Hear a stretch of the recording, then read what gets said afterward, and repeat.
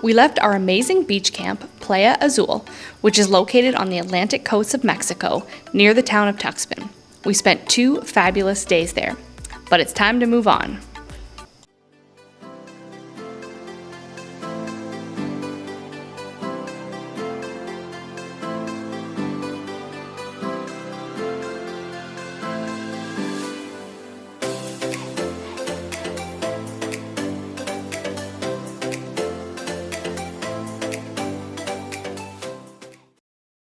For day 8 of our journey that started in Sterling, Ontario, Canada, and is ending in San Juan del Sur, Nicaragua, we're continuing along the Atlantic coast of Mexico, through the town of Poza Rica, and stopping just outside of Veracruz at a Mexican water park. So the area that we're going through right now is a little bit more mountainous, and there are lots of orange trees all over the place here. So orange growing area of the country. Looks pretty lush and green and pretty nice. There's some cows around as well. Saw a little bit of corn growing, but it seemed like the corn was kind of like wild corn, just kind of in amongst a few of the orange trees. So I don't know if that was like really crop harvest or what. But we are back on toll road. This has been, I think, so far, like one of the best roads that we've been on, like in terms of the pavement, but it can really be worth it potentially to pay a little bit of money to get on the toll road.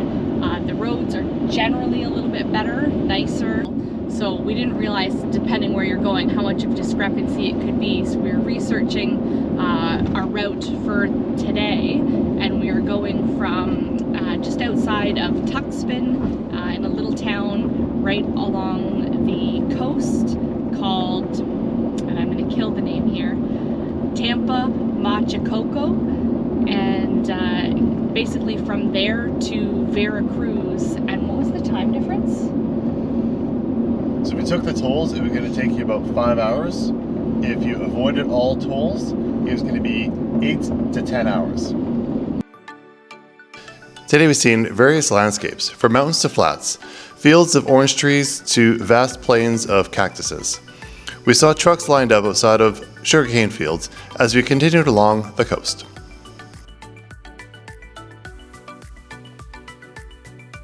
Other than passing through the city of Veracruz, today we drove through mainly toll roads. And when we're not driving on toll roads, we were roaming through small Mexican villages.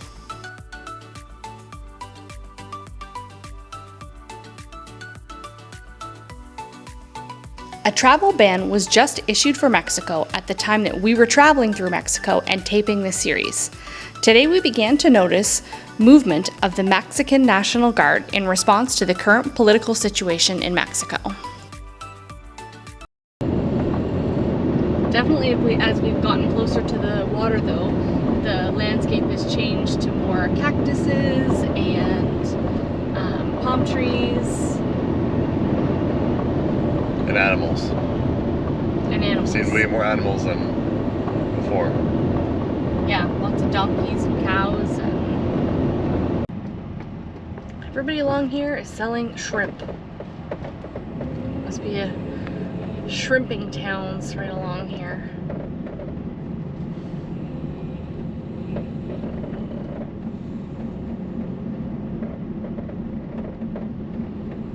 See some big bags of shrimp hanging on the side of the road. They look like huge shrimps.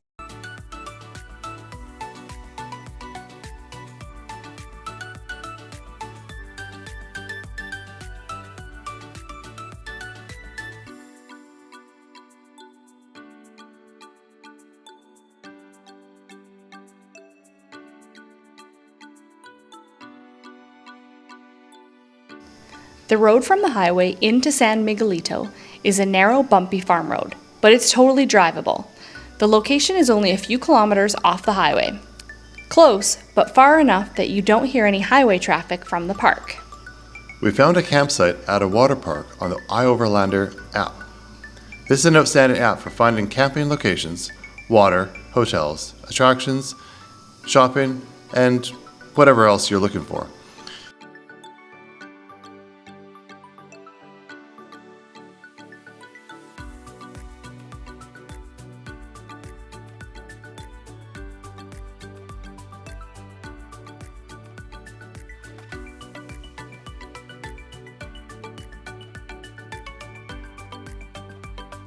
We arrived at Balneario SAN MIGUELITO, a local Mexican water park and swimming area, early in the afternoon. We got the dogs settled and headed for a swim.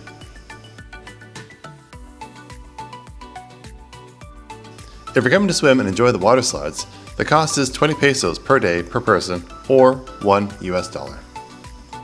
We paid a total of 100 pesos or $5.50 US, and this gave us access to the pools and bathrooms. The bathrooms are manual flush toilets, which are very common in Central America. The toilet does not flush by the handle. You'll see a large barrel of water outside the bathrooms. After you go, you fill a bucket of water from the barrel and you pour it into the toilet and let gravity do the rest.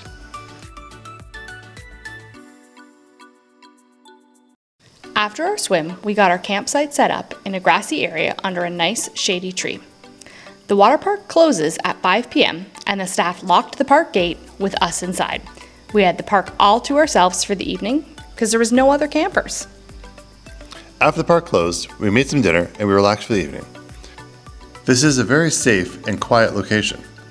The stars here were amazing at night. We stargazed for a while as the warm temperatures cooled off for a very comfortable sleeping temperature in the evening.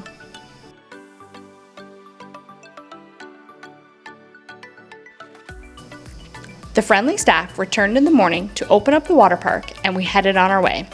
Thanks for watching, and we'll see you on the next amazing adventure.